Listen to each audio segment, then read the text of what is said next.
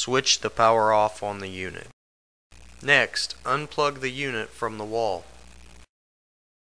Remove the finger guard retaining screws and carefully remove them from the deck at each end of the rear roller.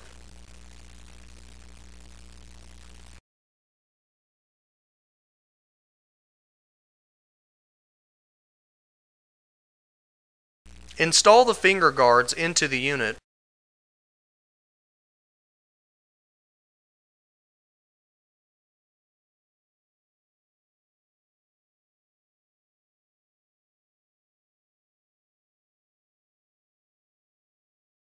Now, plug in and power on the unit.